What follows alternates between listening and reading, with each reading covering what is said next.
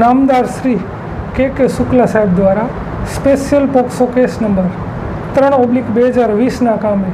આરોપી નંદુ ભુવન ભીલ અને તેની પત્ની સુધાબેન ઉર્ફે નીતુ નંદુ ભીલ એ લોકોને બળાત્કારની અને પોક્સો એક્ટની કલમો મુજબ 20 વર્ષની કેદની સજા સંભળાવેલી છે. ઘણા લાંબા સમય બાદ નામદાર અદાલતે ધાક બેસાડતો ચુકાદો આપેલો છે. આ કેસની અંદર વિગત એવી હતી કે જે ભોગ બનનાર બાળકી હતી તે ભોગ બનનાર બાળકીને આરોપી નંદુ ભુવન ભીલ જે છે એ લલચાવી ફોસલાવીને ધમકી આપીને લઈ જાય છે અને વાડીમાં જઈ અને વારંવાર તેની સાથે બળાત્કાર કરે છે. ભોગ બનનારની ઉંમર ખૂબ જ નાની હતી અને આ કેસની અંદર નામદાર કોર્ટમાં રજૂ થયેલા દસ્તાવેજી આધારો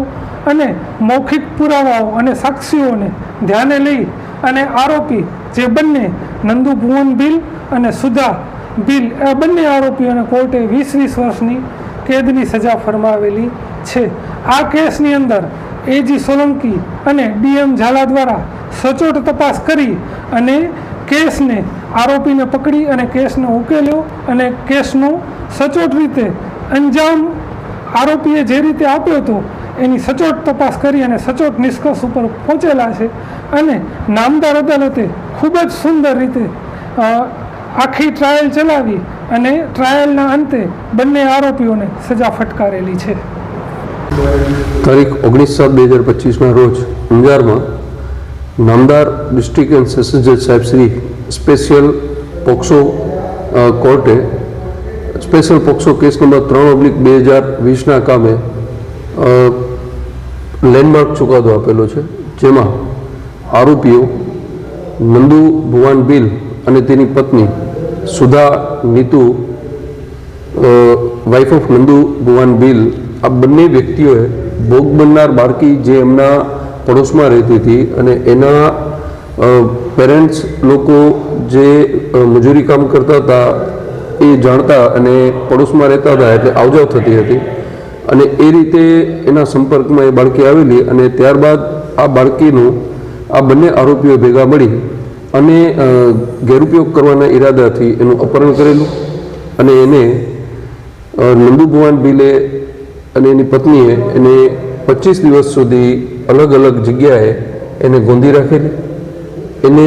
પોતાની બીજી પત્ની તરીકે રાખવા માટે અહીંયાથી ઉપાડી ગયેલો. એની જે આગળની પત્ની છે એને કોઈ બાળકો થતા ન હતા એટલા માટે થઈ અને એણે આનું અપહરણ કર્યું, એના સાથે શારીરિક દુષ્કર્મ કર્યું, દુર્વ્યવહાર કર્યો, મારકૂટ કરેલી.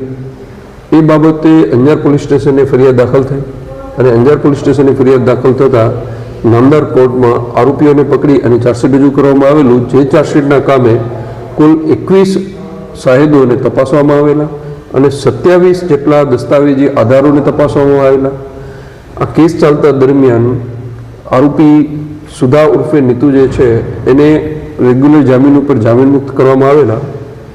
જ્યારે નંદુભાઈ ભુવનભાઈ ભીલ જે હતા એમને વચગાળાના જામીન માંગતા નામદાર અદાલતે વચગાળાના જામીન ઉપર એમને જામીન મુક્ત કરતા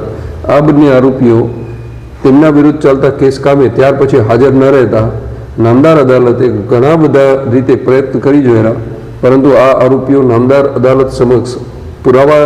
નોંધાવવા સમયે હાજર ન રહેતા નામદાર કોર્ટે સીઆરપીસી સેક્શન 299 મુજબ એક તરફી કેસ ચલાવી અને આરોપીઓ વિરુદ્ધ અલગ અલગ જોગવાઈઓ મુજબ વધુમાં વધુ 20 વર્ષની સખત કેદની સજા અને 28,000 રૂપિયા જેટલું દંડ અને એ 28,000 રૂપિયા દંડ અપીલ સમય પૂર્ણ થતાં ભોગ બનનારને વળતર તરીકે તે ઉપરાંત લીગલ માંથી પણ ભોગ